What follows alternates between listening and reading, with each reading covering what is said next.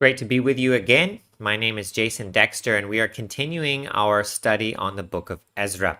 Now, we've seen quite a roller coaster of emotions. In the first couple of chapters, God brings his people back to the promised land, to Jerusalem, after they have been exiled. And in chapter 3, they're gung-ho, they're excited, they're in unity, working together for the Lord, rebuilding the altar and starting the sacrifices and starting to celebrate festivals again, which had not been celebrated for a long time. Everything was going well. Then opposition strikes. They are discouraged, and people come and make counsel against them and try to keep them from doing the work that God has called them to do. And they do stop for a period of 16 years. But in chapter 5, we see that through the prophets Haggai and Zechariah, the people are encouraged to restart building the temple again. And here in chapter 6, we're going to see finally that the people will finish what they started. So if you're in need of some encouragement to get to work and finish something which you have started for God, then I think this chapter can be a great encouragement to you, as you see that even through opposition, they finished and God blessed them. He gave them the strength to get the job done. Let us read Ezra chapter 6 and then we will discuss it. Then Darius the king made a decree, and search was made in Babylonia, in the house of the archives where the documents were stored, and in Ecbatana, the citadel that is in the province of Media. A scroll was found on which this was written, a record. In the first year of Cyrus the king issued a decree concerning the house of God at Jerusalem. Let the house be rebuilt, the place where sacrifices were offered, and let its foundation be retained. Its height shall be 60 cubits, and its breadth 60 cubits. With 3 layers of great stones and 1 layer of timber, let the cost be paid from the royal treasury. And also let the gold and silver vessels of the house of God, which Nebuchadnezzar took out of the temple that is in Jerusalem and brought to Babylon, be restored and brought back to the temple that is in Jerusalem, each to its place. You shall put them in the house of God.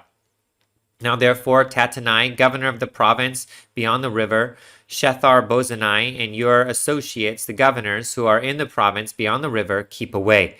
Let the work on this house of God alone. Let the governor of the Jews and the elders of the Jews rebuild this house of God on its site. Moreover, I make a decree regarding what you shall do for these elders of the Jews, for the rebuilding of this house of God. The cost is to be paid to these men in full and without delay, from the royal revenue, the tribute of the province from beyond the river, and whatever is needed, bulls, rams, or sheep, for burnt offerings to the God of heaven, wheat, salt, wine, or oil, as the priests at Jerusalem require. Let that be given to them day by day without fail, that they may offer pleasing sacrifices to the God of heaven, and pray for the life of the king and his sons. Also, I make a decree that if anyone alters this edict, a beam shall be pulled out of his house, and he shall be impaled on it, and his house shall be made a dunghill. May the God who has caused his name to dwell there overthrow any king or people who shall put out a hand to alter this, or to destroy this house of God that is in Jerusalem. I, Darius, make a decree. Let it be done with all diligence. Then, according to the word sent by Darius the king, Tattenai, the governor of the province beyond the river, Shethar-Bozenai, and their associates did with all diligence what Darius the king had ordered. And the elders of the Jews built and prospered through the prophesying of Haggai the prophet and Zechariah the son of Iddo. They finished their building by decree of the God of Israel, and by decree of Cyrus and Darius and Artaxerxes, king of Persia. And this house was finished on the 3rd day of the month of Adar, in the 6th year of the reign of Darius the king. And the people of Israel, the priests and the Levites, and the rest of the returned exiles celebrated the dedication of this house of God with joy. They offered at the dedication of this house of God 100 bulls, 200 rams, 400 lambs, and as a sin offering for all Israel 12 male goats, according to the number of the tribes of Israel. And they set the priests in their divisions and the Levites in their divisions for the service of God at Jerusalem, as it is written in the book of Moses. On the 14th day of the 1st month, the returned exiles kept the Passover, for the priests and the Levites had purified themselves together. All of them were clean. So they slaughtered the Passover lamb for all the returned exiles, for their fellow priests, and for themselves.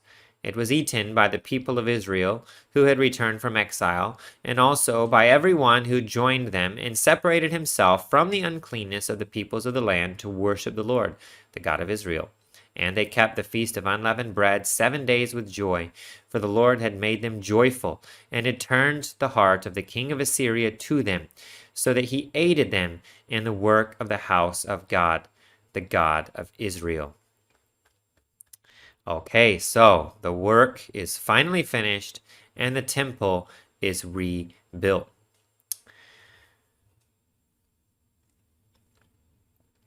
What you see in Ezra is that large sections are composed of genealogies, royal edicts, decrees, and official letters to and then from the king. Now, at first glance, it's like, wow, this is a long passage. There's so many names, and we're reading these official correspondences. Some people may be a little bored. And for some, it may be hard to find a lot of spiritual significance from the official correspondence of politicians. In like manner, it can be difficult to find a lot of application from some sections like this. So we may be tempted to feel that they're insignificant, or even question why are they included? Couldn't the whole first 12 verses, this decree, be summed up in a sentence or two? But actually, it's sections like this that go a long way to help us verify the history of the Bible. They remind us the Bible is not written in a vacuum. It describes real history, people, places, and events. These people faced everyday problems and everyday decisions just like we do. The Bible is not a mythical book, okay? It's based on real life events. If it was a mythical book and if these things didn't happen, it would lose its power. So if you feel it's burdensome or it's difficult to read so many long names and wonder why God included them, remember this. Many of these things are showing us the real, true history of the Bible and reminding us of the reality of the events inside, reminding us the Bible is entirely true and we can trust it. Now, King Darius wisely decided to research this issue. So if you remember in chapter 5, the people had started to rebuild the temple again after a 16-year gap. And the governor of that land, Tattenai, and his colleagues weren't so sure if they were allowed to do it. So they asked the king. They said, King Darius, are they really allowed to do this? Please let us know and give an answer. Then, verse 1, Darius the king made a decree and search was made. So here we see a king conducting business in a wise manner. He doesn't just make a new edict, a new decree. He does some research first. And he found out that there had been permission given to them to rebuild the temple. Not just to rebuild the temple, but also permission for financial aid and the spoils which Nebuchadnezzar had taken from Jerusalem to be returned. So we see the empire is organized. These types of decrees and laws were evidently saved in an archive for future reference. Now, Darius then gives additional instructions to Tattenai as you read through the first 12 verses. He not only upheld the decree, but he gave more instructions. He said here in verses 1 through 3, reemphasize it should be built. Its height shall be 60 cubits, its breadth 60 cubits, and then how many stones and so on, what kind of layers in the architecture. But here's an important phrase in verse 4, let the cost be paid from the royal treasury, and also let the gold and silver vessels of the house of God, which Nebuchadnezzar took out of the temple that's in Jerusalem, be restored and brought back to the temple. You shall put them in the house of God. So he reemphasizes the original decree should be followed. The money should be paid to them so they can build the temple, and the objects which were taken before should be returned. In addition, he goes above and beyond. He says in verse 7, let the work on this house of God alone. Okay, don't mess with them. Don't bother them. Don't distract them. Don't stop them from the work. He said again, the cost is to be paid to these men in full and without delay from the royal revenue. And then he gives a threat in verse 11. He says, if anyone alters this edict, a beam shall be pulled out of his house, and he shall be impaled on it. His house shall be made a dunghill. So this is quite a letter of support for what the Jews are doing in building the temple. Their opponents must have been very disappointed when this decree was issued. God had honored their obedience. Now, if you remember in chapter 5, the people had already started to rebuild the temple, and they were actually building it even while the king was searching out the records and giving an answer. And they were willing to put their own necks on the line. They gave their names to Tattenai to record, so that if there was any trouble, they would be the ones taking responsibility. God responded to their obedience and gave them favor. God can turn the hearts of kings like channels of water, and that's what he does here. King Darius could have just as easily said, nope, this is a rebellious city. I don't want them to rebuild it again. But he gave them favor, and he gave them help, gave them funds, and gave them protection, saying that if anyone comes against them, then they would be punished by the king. Now, notice at the end of this in verse 12, this shows us some of the motivation why Darius does this. He says, may the God who's caused his name to dwell there overthrow any king or people who shall put out a hand to alter this, or to destroy this house of God that's in Jerusalem. I, Darius, make a decree, let it be done with all diligence. So in some way, he recognizes what God is doing. And he recognizes that God is the one who would protect them and be with them. So there's at least some element of understanding that their God is indeed a real God and truthful and helpful. Now, I don't think that Darius was probably a believer. He may have given similar decrees to other nations as well. But in verse 10, as I mentioned, we're going to see the motivation for why he did this. He said that they may offer pleasing sacrifices to the God of heaven and pray for the life of the king and his sons. So I'm going to help them, and I want them to pray for me. And may the God of heaven, that's the term which the Persian and Babylonian kings normally used for the Jewish God, may the God of heaven, for Yahweh, may they pray for the life of the king and his sons. So this is a reminder for us to pray for governments and authorities, which we are commanded to do in 1 Timothy 2:2.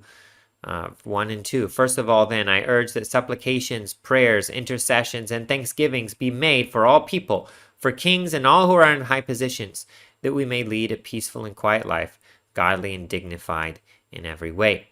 We are to pray for authorities. Now, we should ask ourselves, do we tend to complain more about our government, or do we tend to pray more? Now, for most people, it's almost certain that we complain more about the government and political leaders than we spend time praying for them. This should not be.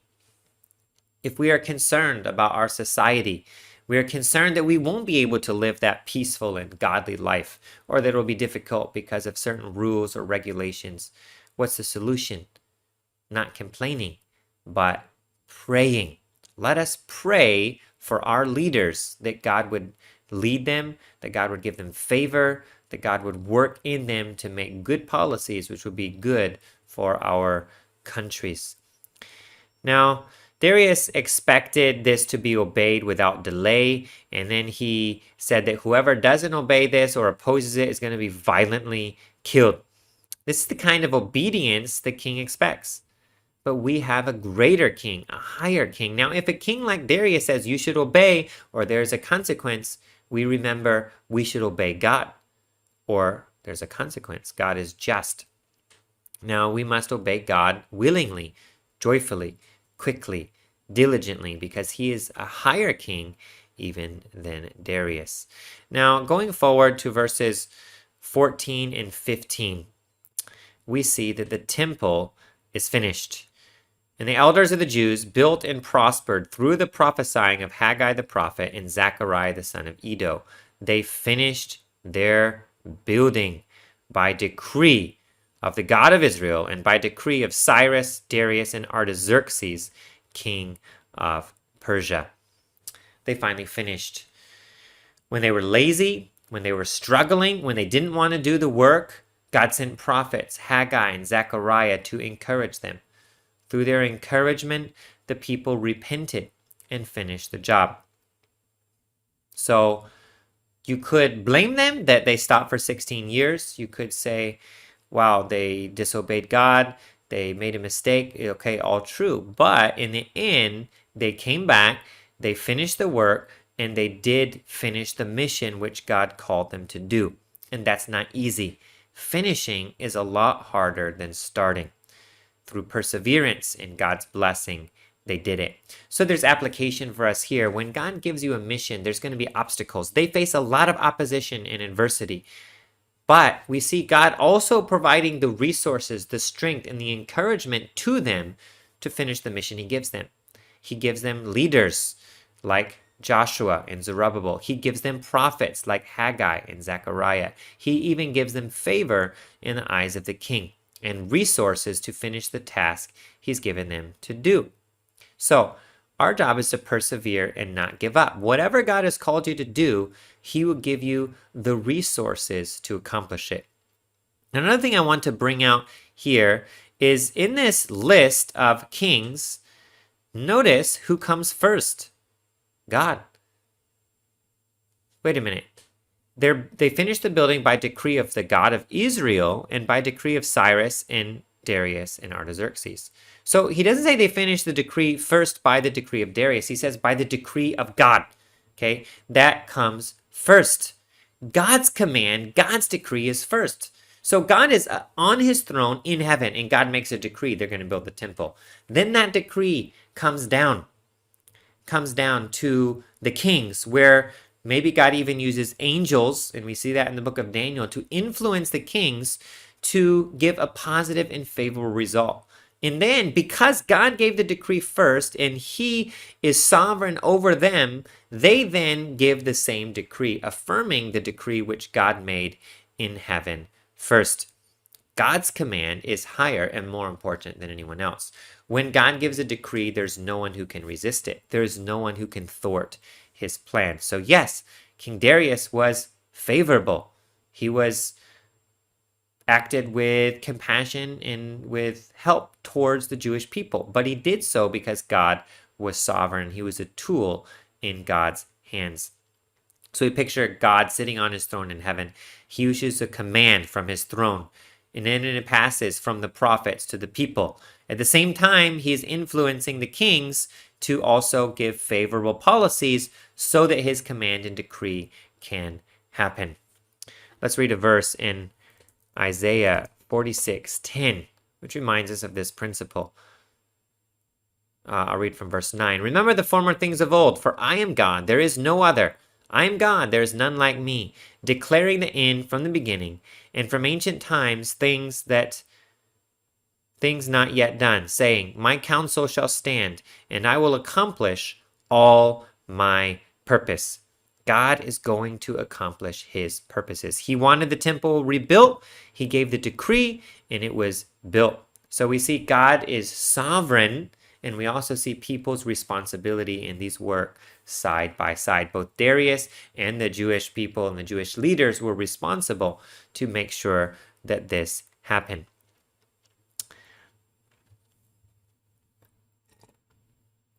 Now, after they finished building the temple, what did they do? Well, it says in verse 16, they celebrated the dedication of this house of God with joy. They were excited. They did it. It wasn't easy. There was adversity from within. There was adversity from without. With the encouragement and strength from God, they were able to finally persevere and finish the task that he gave them. And they were excited about it. And why not? They should be. Doing what's right makes us happy, right? And we can bring that to our own lives. When we don't do what's right, what happens? We feel guilty or shame. Now, in the city I live in, there is metro, and there's many people on the metro. It's very crowded. We take public transport a lot of times. And a lot of times when you're on the metro, you might be sitting down after a long day out, and maybe an elderly person comes in. Okay, and you know that you should give a seat to this elderly person. Now, if you don't do it, and I've seen people who look down at their phones or close their eyes and suddenly are sleeping, who weren't sleeping a moment before, that if you see this person and you don't help them, then how will you feel when you go home? You're going to feel guilty. You're going to feel ashamed because you knew something good to do and you didn't do it. You would not feel joy. On the other hand, if you get up, even though you're tired, and give your seat to the person, then there's a joy that accompanies that. And that's true. Whenever we believe God, whenever we obey God, then joy follows. Okay, we know God's commands and we say, I'm going to do it. And when we do it, He brings joy into our hearts. Now, when we sin, the opposite happens. We feel guilty and regret. Now, the Catechism says, what is the chief end of man? The chief end of man is to glorify God and enjoy Him forever. Now, we do get joy from glorifying God. So our goal, our purpose in life is to glorify God. And as we do it, we get joy. And we see that with them here. They glorified God by building the temple, and He gave them joy. So it's a win-win. As a side point, when we sin and have some sin in our life, then it takes away our joy. Like Psalm 31:10. This is written by David when he was in the midst of sin. He says, my life is spent with sorrow, my years with sighing. My strength fails because of my iniquity, and my bones waste away. So this verse kind of shows probably how they felt during the 16-year gap when they were not building the temple. When they were focusing on their own prosperity, then their celebrations were certainly not as joyful. Their happiness was gone because they were putting themselves first. But when they come back and do what God calls them to do, they have real joy. Now this time, they determined to serve God faithfully. When they finished the temple, they then had a dedication. They dedicated it to God. This would be a place where God was going to be worshiped and praised. The people would come there together to confess their sin. And so as you go through, you'll see that they're following the law of Moses to the letter, appointing the divisions for the priestly labor, and then giving the various sacrifices for the dedication. They're following the Mosaic law. It seems they've learned their lesson of idolatry and turning away from God, which caused them to be exiled in the first place. Now, on the point of celebration, I want to bring out the fact that some people think, oh, Christians, they just live a boring, dull life. Well, we actually have more to celebrate than those without Christ. It's not a boring, dull life. Our life is a celebration of what God has done in us and how God might be using us. So our life is not dull at all, but He brings us joy, and we can celebrate in what we can accomplish for Him.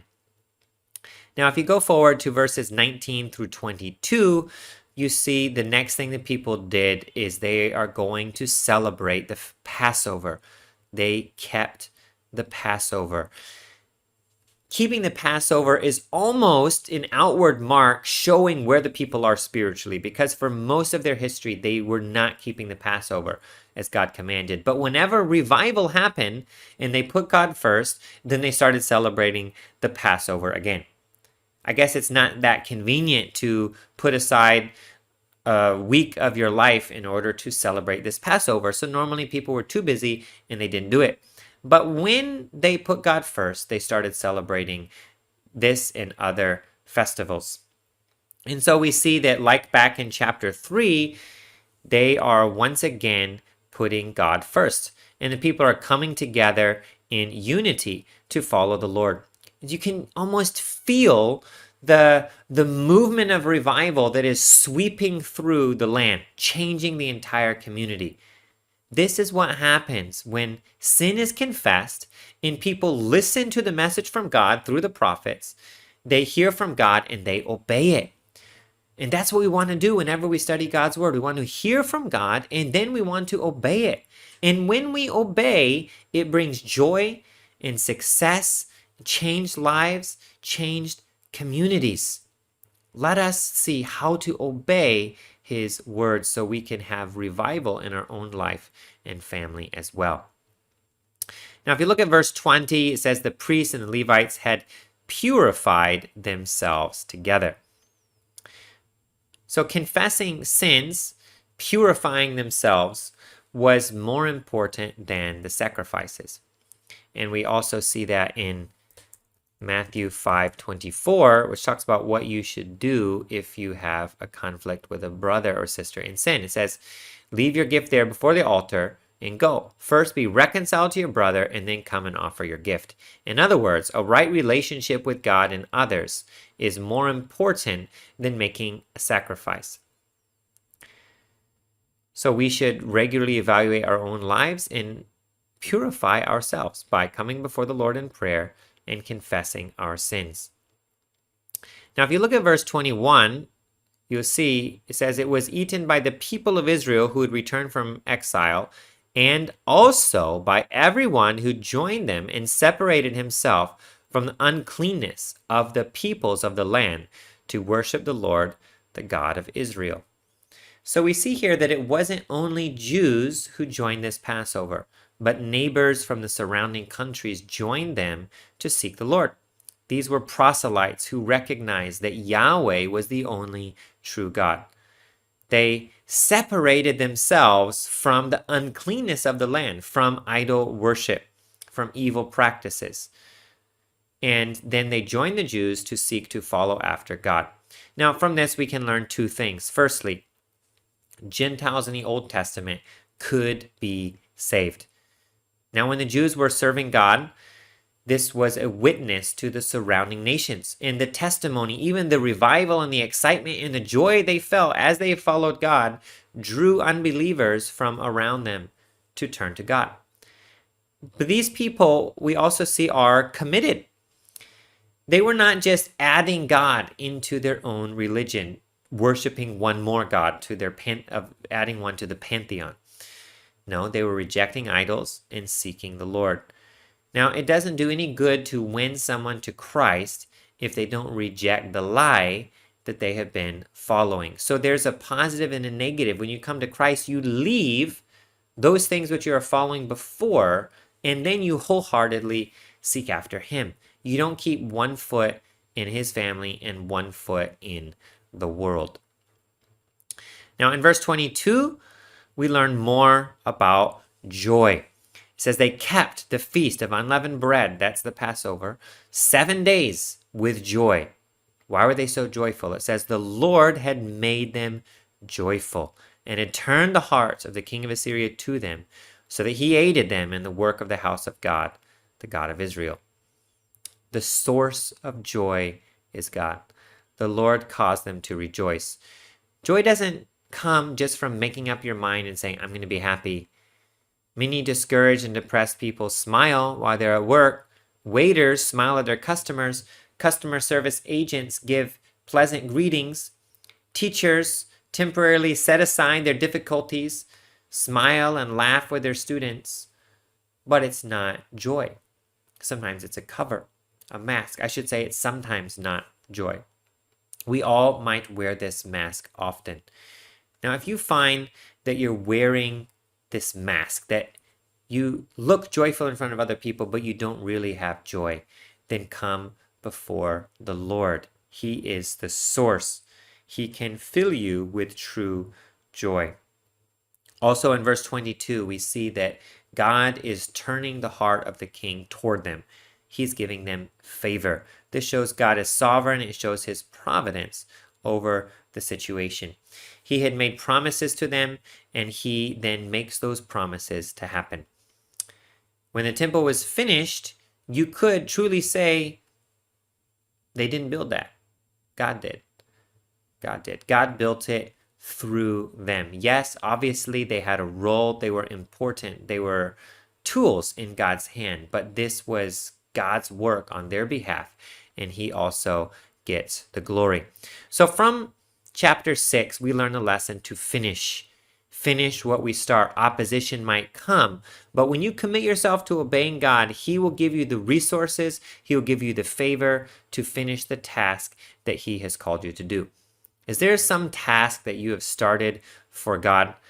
Perhaps you have a goal to maybe lead a Bible study, to start a service project in your church or in your community, and it's been in your mind for a while. You've been thinking about it. Maybe you even started and then stopped again. Then make up your mind and commit yourself. Start it again. Take it up. Finish the thing which you have started for God and do it for his glory. Do it by his strength and with his favor. We hope that this lesson on Ezra 6 has been encouraging for you and that God will use this to encourage you to finish the work that you start for him. I would invite you, if you have not yet done so, to subscribe to our channel, Study and Obey. We'll be releasing the rest of the video Bible lessons on the book of Ezra, about one per week. It's been great to be with you today. May God bless you. Have a great day.